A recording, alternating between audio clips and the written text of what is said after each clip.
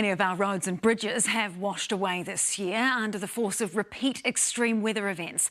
And it's now been revealed Waka Kotahi was warned 3 years ago its resilience planning was lacking. An independent report criticised the agency for disjointed and reactive decision-making, which had led to suboptimal and inefficient investment choices, hampering our ability to adapt.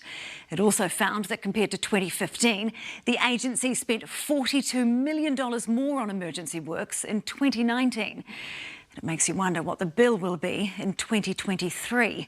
Zane Small has more. The Hikawai Bridge north of Tolaga Bay and State Highway 25A in the Coromandel. Just two examples of the extraordinary damage to our roads this year.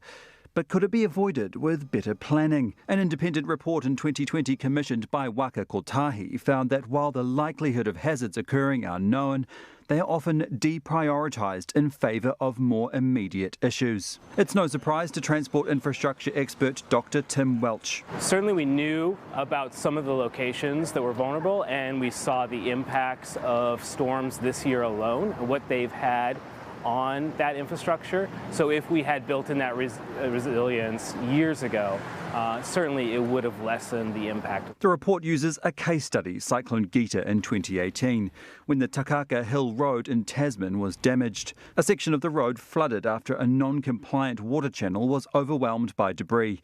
It was later proposed the culvert be brought up to standard, but the report says emergency funding was declined, as that was only available to provide immediate road reinstatement. So the result of this is that a known weakness in the state highway network is allowed to persist. Waka Kotahi says since then basic improvements have been made and there are plans for a wider resilience package. The report warns that failing to account for changing hazard risks is leading to higher costs for urgent emergency works.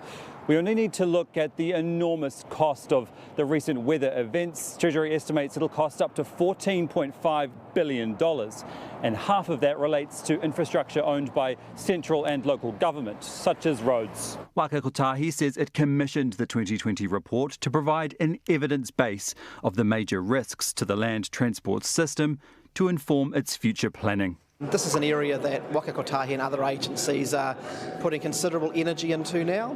We know that over many decades we've built assets across transport and other places, and frankly they're now challenged by the circumstances we find ourselves in. But looking at these pictures, challenged is perhaps an understatement and reinforces the need for more focus on infrastructure resilience.